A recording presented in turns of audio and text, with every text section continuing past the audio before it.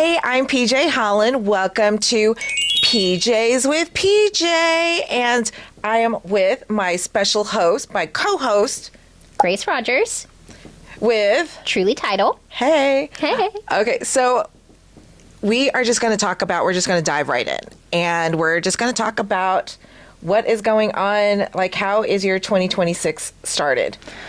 I think 2026 is off to a great start. I feel like the buyer pool has kind of shifted a little bit, and that could be like interest rates and things like that. But what we've been seeing is more agents eager to do open houses and broker opens. That way they get more eyes like on their property, and people are actually showing up. Oh, yeah. I think one of our realtors, Chrissy, had like 40 people at her open house the second weekend. That one was pretty insane. Yeah. The second weekend of January. We stopped by to go see. Did you? Yeah. Okay, so you saw it in real time. Yeah, it's the facts. And then, I've popped in a few broker opens just to kind of see like what the market's doing, and agents really giving feedback to sell. And what you're finding now is agents are really even motivated to talk to each other again. Like, instead of like text, like talk to sell their listings. Like, that might not be the best property for their client, but hey, they have a Rolodex of properties and trying to move that inventory. I think it's amazing. It's like going back, like, pre-COVID almost. Oh, yeah. I'm just like, okay, Lord, let this definitely be, setting the stage for 2026. But I didn't have a break during the Christmas holidays. Like, it was like contract after contract. Thank you, Jesus. Like, contract after contract. So even today, there's like 2 contracts sitting there that we'll get to later. So yes, definitely the buyers are buying. Buyers are buying. Yeah. And they're ready. They're ready to shop. And those that are even ready to shop, even if I tell them like, hey, you know what, you're ready now, but you told me your time frame is in May. Right. They're shopping now. Well, I mean, they know they're sense, approved, right? like, they're shopping now. Yeah. It makes sense because then they see what they could potentially get, and worst case scenario, I mean, they get a property. Yeah. So, yeah. That's what 2026 is looking up. On the title side, we're getting earnest money before we actually have the contract in, and clients are bringing their earnest money because they've already signed on the dotted line. We just hadn't got it from the agent yet. Now, we do luckily get a heads up from the agent, like, hey, there will be a contract coming,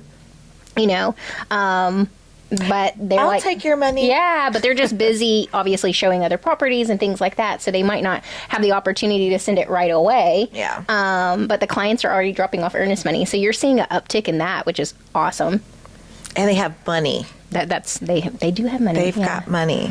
Yeah. So that's exciting. I agree. I definitely see it. I think rates have a little bit to do with it. We've had a warmer winter, so I do feel like people really haven't gotten frozen, frozen in the tundra, so to speak, and they're walking. Well, hopefully that isn't they're looking the way the forecast is looking for the next 2 weeks coming up. Not that I'm, I haven't looked at it. I haven't looked at it. I'm not a meteorologist or anything, but it's supposed to turn cold. I'm not ready. But okay. Yeah. So with that being said, I just kind of want to talk about also first-time home buyers. Yeah.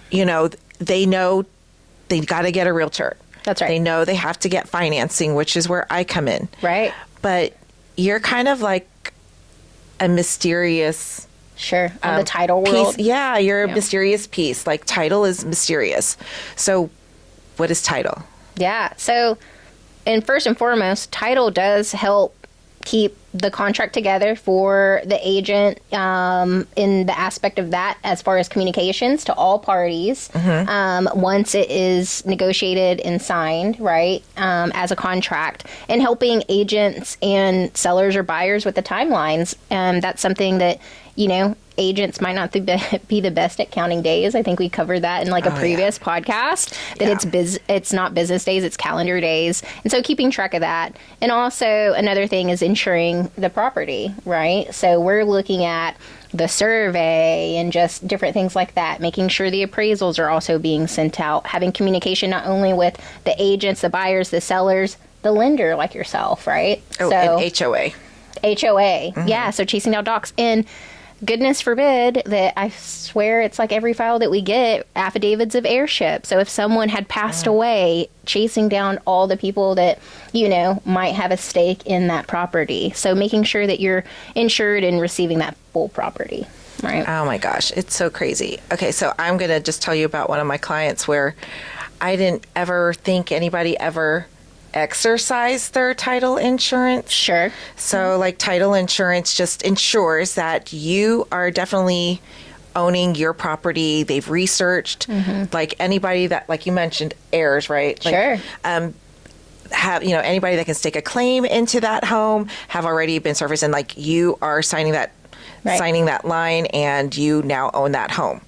And we've already assessed that property taxes have been taken care of, and the previous sellers have done it. Right. I had a client probably right after his 1-year anniversary of moving into a home, and this was actually during COVID. And the title, the school district came back and said, you owe us, and it wasn't even the previous year. It was like $6,000, and it was like from 7 years prior. Wow. So somebody missed something. Obviously, the last 6 years got paid, but for whatever reason, and then it came with interest.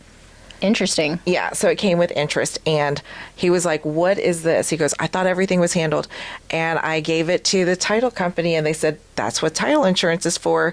We're taking care of it. So that was kind of cool. It was kind of like set it and forget it. It was like we delivered it, they took care of it, and then it got zeroed out. Yeah. So. And another thing to title, so at the end of the day, in the contract, we should, there's fraudulent things that are always happening. So title is also making sure that purchaser or seller isn't a fraudulent person too. So, I mean, it's a responsibility of all of us, but it happens more than not. And so title is pretty great at, catching those instances too, right? Oh, yeah, because there might be an ex-wife somewhere or ex-husband somewhere, and they're like, give me my money. Right. I got to sign off on it. Or you have those that are like sellers that aren't here in state and, for a lengthy period of time. And then, you have someone trying to sell their land or their house because they weren't here, and it's not them, it's someone else, right? Oh my gosh. And they've stolen their identity. And that's like a horror story, in itself. That's crazy that even happens. Like people even try. Well, they do. So I mean, and now we have more ways of checking. So that's good for fraudulent activity. And I want to say we're now using like closing lock or something like that. So that helps. Okay. Yeah. I see closing lock a lot. So that's what that is. I was wondering. Yeah. I was wondering what that was. All right. Well, that is it for this time, and you'll be seeing Grace and I, and we'll just be coming here. We'll be chit-chatting about what's going on in the industry. So thank you for joining us, and we'll see you next time.